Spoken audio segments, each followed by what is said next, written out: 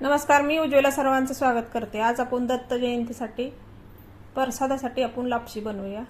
अगदी टेस्टी आणि खूप भारी होते ही लापशी। कढईमध्ये बनवणार आपण। अगदीच बघा टेक्स्चर कसं आले लापशीचं आणि काय सुंदर दिसते लापशी।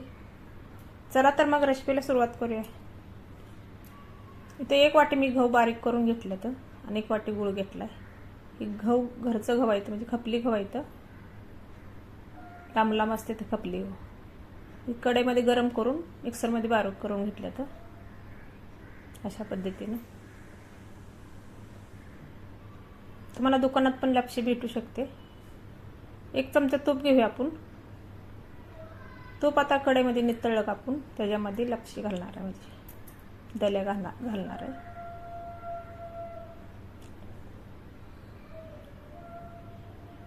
अशा पद्धतीने बनवून घेतले बघा मी।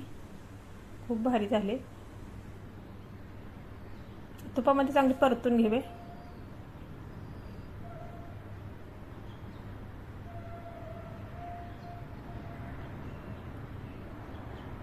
तर तुपामध्ये चांगली परतले। साईडला मी टोपात पाणी गरम करून घेतले। 5 वाटी असेल पाणी, म्हणजे एक मोठा तांब्या भरून घेतलाय।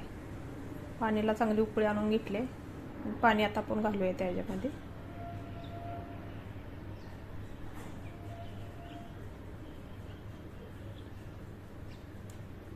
चांगले 20-25 मिनिटं आपल्याला शिजायला लागतील लापशी शिजायला। तर झाकून ठेवायचं, मधनं बघत राहायचं। साईडला उतरून ठेवले आणि आता 1 ग्लास पाणी घेतले, त्यामध्ये गूळ घालले। गूळ चांगला इगरू द्यायचा गरम पाण्यात।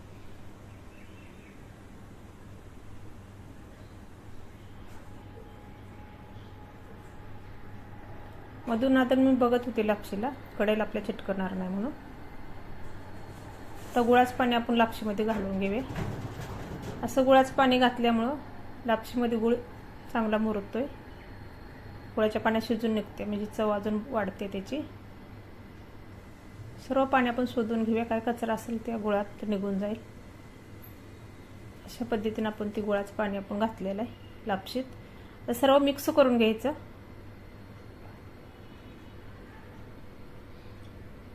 परत 5 मिनिटं शिजू द्यायचं। सर्व पाणी आटू द्यायचं गुळाचं, म्हणजे चांगलं मुरते त्याच्यामध्ये गुळाच्या पाण्यात शिजून निघते।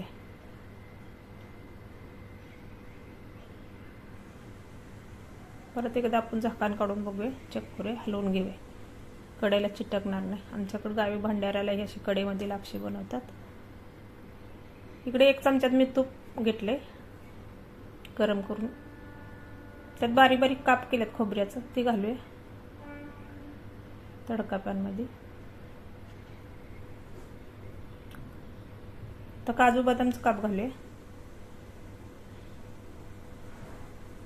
चांगले व्यवस्थित तुपामध्ये परतून घेऊया। खसखस घालूया।